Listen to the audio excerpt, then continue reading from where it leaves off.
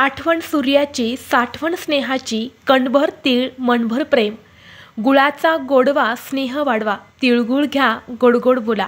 मकर संक्रांतीच्या सर्वांना हार्दिक शुभेच्छा. नमस्कार मंडळी, श्री स्वामी समर्थ. स्वागत आहे तुमचे माझ्या यूट्यूब चॅनेलवरती.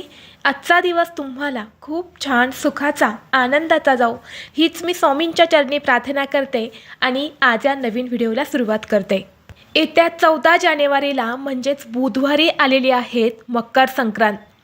या मकर संक्रांतीला चुकूनही या 3 वस्तू कोणालाही देऊ नका, नाहीतर माता लक्ष्मी घर सोडून जाईल आणि घरात गरिबी, दरिद्रता येऊ लागेल.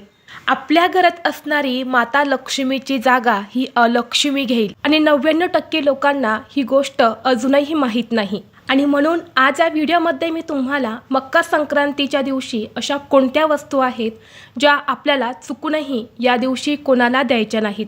अगदी तुमचा सक्का भाऊ असला तरीही तुम्हाला या ज्या वस्तू मी सांगणार आहे तर त्या कोणालाही द्यायच्या नाहीत. तर अशा कोणत्या वस्तू आहेत याबद्दलची संपूर्ण माहिती या व्हिडिओमध्ये मी तुमच्यासोबत शेअर करणार आहेत. त्यामुळे तुम्ही हा व्हिडिओ स्किप न करता शेवटपर्यंत नक्की पहा. चॅनलवरती नवीन असाल तर सबस्क्राईब करा आणि असेच माहितीपूर्व नवनवीन व्हिडिओ पाहण्यासाठी बेल आयकॉनलाही प्रेस करा, म्हणजे जेव्हा कधी मी नवीन व्हिडिओ अपलोड करेल त्याचं नोटिफिकेशन सर्वात अगोदर तुम्हाला भेटेल आणि तुम्ही एक पण व्हिडिओ मिस करणार नाही. तर पहा, मकर संक्रांतीला केलेलं दान हे लक्षपटीने पुण्यकारक, धनकारक आणि सौभाग्यकारक मानले जाते. आणि म्हणून आपण मकर संक्रांतीला आपल्या पद्धतीने जे काही दान होईल तर ते दान करत असतो, कारण या दानाचं खूप जास्त मोठं धार्मिक महत्त्व असतं. हे दान आपण केले तर वाईट काळामध्ये या दानाचं पुण्य हे आपल्याला मिळत असतं. परंतु दान करताना अशा काही वस्तू आहेत ज्या चुकूनही आपल्याला दान करायच्या नसतात. जर आपण आपल्या घरातून या वस्तू कोणाला उसण्या दिल्या किंवा दान या वस्तूंचं केलं तर याचे वाईट परिणाम जे आहेत तर ते आपल्याला स्वतः भोगावे लागत असतात. आपल्या घरामध्ये जे काही लक्ष्मीचं स्थान असतं तर ते अलक्ष्मी घेत असते. घरातील लक्ष्मी ही आपलं घर सोडून निघून जाते आणि आपल्या घरात गरिबी, दरिद्रता, दुःख ही येऊ लागते. आणि म्हणून मकर संक्रांतीला ज्या वस्तू मी तुम्हाला सांगणार आहे तर त्या चुकूनसुद्धा तुम्हाला कोणाला दान द्यायच्या नाही किंवा तुमच्याकडे कुणी मागायला आले तरीही त्या तुम्हाला अजिबात द्यायच्या नाहीत. आता पहा, यंदा मकर संक्रांत ही 14 जानेवारी 2026 वार बुधवार या दिवशी आलेली आहेत. मकर संक्रांतीचा सण हा एकूण 3 दिवसांचा असतो. भोगी, संक्रांत आणि किंक्रांत. तसेच आपण संक्रांतीपासून रथसप्तमीपर्यंत हळदी कुंकूसुद्धा करत असतो. हळदी कुंकू करताना सुद्धा वेगवेगळ्या वस्तू ज्या आहेत तर त्या दान दिल्या जातात. परंतु हळदी कुंकू करताना सुद्धा अशा काही वस्तू आहेत ज्या आपल्याला अजिबात दान द्यायच्या नाहीत. त्याचबरोबर बघा, मकर संक्रांत, भोगी आणि किंक्रांत या 3 दिवशीसुद्धा अशा काही वस्तू मी तुम्हाला सांगणार आहे तर त्या चुकूनसुद्धा तुम्हाला कोणाला द्यायच्या नाही. यंदा मकर संक्रांतीचा जो काही पुण्यकाळ आहे तर तो बुधवार 14 जानेवारी 2026ला दुपारी ठीक 3:06 सूर्य हा मकर राशीमध्ये प्रवेश करणार आहे. तर संक्रांतीचा पुण्यकाळ हा 3:06 सुरू होणार आहे तर सूर्यास्तापर्यंत असणार आहे, म्हणजे 6:20 असणार आहे. आणि म्हणून या वेळेमध्ये तुम्ही दान धर्म जो आहे तर तो करू शकता. आणि यानंतर तुम्ही मकर संक्रांतीच्या दुसऱ्या दिवशीचा म्हणजे किंक्रांत जे आहे तर तो दिवस सोडून तुम्ही रथसप्तमीपर्यंत सुद्धा दान धर्म जे आहे तर ते करू शकता. मकर संक्रांतीच्या निमित्ताने दान धर्म म्हणा, या दिवशी आपण काही गरजू लोकांना तसेच आपण विवाहित स्त्रिया हळदी कुंकू देऊन त्यांना वाण देखील देत असतो. पण हे सगळं करत असताना आपल्याला अशा काही वस्तू आहेत ज्या चुकूनही द्यायच्या नाहीत. यासोबतच या मकर संक्रांतीच्या दिवशी काही अशा वस्तू आहेत ज्या चुकूनही खरेदी करू नये, कारण ज्योतिषशास्त्रानुसार मकर संक्रांतीला काही वस्तूंचं दान करणं किंवा काही वस्तू खरेदी करणे हे पूर्णपणे वर्ज्य मानले आहे. यातली पहिली वस्तू आहे ते म्हणजे झाडू.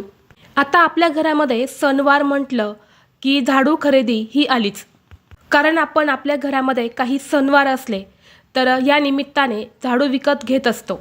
पण मकर संक्रांतीच्या दिवशी आपल्याला झाडू हा अजिबात खरेदी करायचा नाही, कारण झाडूला आपण माता लक्ष्मी म्हणतो. पण तो घेण्यासाठी अश्विन अमावस्या, धनत्रयोदशी किंवा कोणत्याही महिन्यामध्ये शुक्रवारच्या दिवशी तुम्ही झाडू खरेदी करू शकता. पण मकर संक्रांतीच्या दिवशी आपल्याला चुकूनही झाडू जो आहे तर तो अजिबात खरेदी करायचा नाही. कारण मकर संक्रांतीच्या दिवशी आपण झाडू घेतला तर त्या निमित्ताने आपण ज्या व्यक्तीकडून झाडू खरेदी केला त्या व्यक्तीला आपण पैसे जे आहे तर ते देत असतो आणि मग झाडू खरेदी करत असतो. आणि हीच एक चूक जी आहे तर ती आपली इथे मकर संक्रांतीला होत असते. या दिवशी आपण पैसेही खर्च करत असतो आणि झाडू जो आहे तर तो सुद्धा आपल्या घरामध्ये आणत असतो. कारण पैसे ही सुद्धा लक्ष्मी आहे आणि झाडू हा सुद्धा लक्ष्मी आहे. आणि म्हणून ही एक चूक जर आपण या मकर संक्रांतीला केली तर माता लक्ष्मी आपल्यावरती नाराज होऊन आपल्या घरातून काढता पाय घेते आणि परिणामी घरात गरिबी दरिद्रता ही येत असते. आणि म्हणून चुकूनही तुम्ही यंदा मकर संक्रांतीला झाडूची खरेदी जी आहे तर ती करू नका. आता बघा, बरेच जण मकर संक्रांतीला दान करायचं असतं म्हणून झाडू खरेदी करून तो संक्रांतीच्या दिवशी मंदिरामध्ये दान करत असतात. कारण मंदिरामध्ये झाडू दान केल्याचं पुण्य हे खूप अधिक पटीने मिळत असतं आणि म्हणून बरेच जण या दिवशी झाडू खरेदी करून मंदिरामध्ये दान करत असतात. परंतु ही चूकसुद्धा तुम्हाला करायची नाही. या दिवशी तुम्ही चुकूनही झाडू खरेदी करून मंदिरामध्ये दान करू नका. कारण मंदिरामध्ये झाडूचं दान करणं हे एक भाग्याचे लक्षण मानले जाते. पण त्यासाठी काही ठराविक प्रसंग तिथी असतात. पण मकर संक्रांतीचा दिवस तुम्हाला यासाठी अजिबात निवडायचा नाही. कारण मकर संक्रांतीचं दान असेल तर ते कुठेही असो, मंदिरात असो, घरात असो, त्यासाठी आपला झाडू जो आहे तर तो अजिबात घ्यायचा नाही. तसेच या मकर संक्रांतीच्या दिवशी आपल्या घरातील झाडू हा कोणाच्याही नजरेला पडणार नाही याची विशेष तुम्हाला काळजी घ्यायची आहे.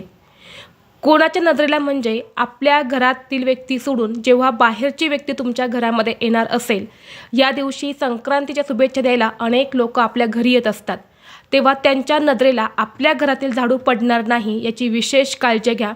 सूर्य उगवण्यापूर्वीच तुम्हाला घरातील स्वच्छता करून घ्यायची आहेत, झाडलोट करून घ्यायचे आहेत आणि झाडू हा तुम्हाला अशा ठिकाणी ठेवा की त्याची नजर कोणावरती पडणार नाही.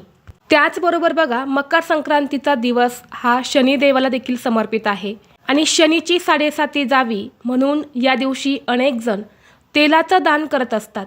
पण शनिदेव हे सूर्यपुत्र आहेत, पण या पिता आणि पुत्राचं एकमेकांशी कधीच विशेष असं काही पटत नाही. आणि मकर संक्रांतीचा दिवस हा सूर्य उपासनेचा सण आहे आणि त्यामुळे मकर संक्रांतीच्या दिवशी चुकूनही तुम्ही तेलाचं दान जे आहे तर ते अजिबात करायचं नाही. मग ते मंदिरामध्ये असो किंवा गोरगरिबांना असो, या दिवशी तेल हे कोणालाही द्यायचं नाही. तसेच दानसुद्धा करायचं नाही. अगदी तुमच्या शेजारच्या एखादी जवळची व्यक्ती असेल, ती तुमच्याकडे दिवशी तेल मागायला आली तर तिला तेल जे आहे तर ते तुम्ही घरातून अजिबात देऊ नका. किंवा झाडू मागायला आली तर घरातील झाडूसुद्धा या दिवशी कोणाला देऊ नका. त्याचबरोबर बघा, आपण मकर संक्रांतीपासून ते रथसप्तमीपर्यंत घरामध्ये हळदी कुंकवाचा कार्यक्रमसुद्धा करत असतो आणि बऱ्याच महिला हळदी कुंकू हे मकर संक्रांतीच्या दिवशी संध्याकाळी करत असतात. परंतु जर तुम्ही मकर संक्रांतीला हळदी कुंकू करणार असेल तर त्या हळदी कुंकवाच्या वाणामध्ये तुम्हाला चुकूनही एखादं खाद्यतेल असेल किंवा हेअर ऑइल असेल किंवा एखादं सुगंधित ऑइल असेल तर ते तुम्हाला चुकूनही वाणामध्ये द्यायचं नाही. कारण या दिवशी आपण घरामध्ये हळदी कुंकू करत असतो तेव्हा येणाऱ्या महिला या लक्ष्मी स्वरूपात असतात आणि म्हणून या दिवशी जर आपण तेलाचं दान केलं किंवा तेलाचं एखादं वाण केला तर त्याचे वाईट परिणाम जे आहेत तर ते सुद्धा आपल्याला भोगावे लागू शकतात. त्याचबरोबर तुम्ही मकर संक्रांतीनिमित्त संक्रांतीपासून ते रथसप्तमीपर्यंत हळदी कुंकू करत असेल तर ते हळदी कुंकू करताना अशा काही वस्तू आहेत ज्या तुम्हाला चुकूनही वाण म्हणून द्यायच्या नाहीत. आता बऱ्याच वेळा आपण मेकअपच्या वस्तू ज्या आहेत तर त्यासुद्धा दान म्हणून देत असतो. त्यामध्ये सेफ्टी पिन असेल किंवा इतर कुठल्या टोकदार धारदार वस्तू असतील तर त्या तुम्हाला चुकूनही वाणामध्ये द्यायच्या नाहीत. हे एक प्रकारचं लोखंड असतं आणि म्हणून लोखंड जे आहे तर ते देणं याचा अर्थ आपल्या कुंडलीतून केतू किंवा शनी या ग्रहांना खराब करून घेणे किंवा आपल्या कुंडलीमधून आपण त्या ग्रहांना कमजोर करत आहे. आणि म्हणून ज्योतिषशास्त्रानुसार अशा भेटवस्तू देणे निषिद्ध मानलं गेलं आहे.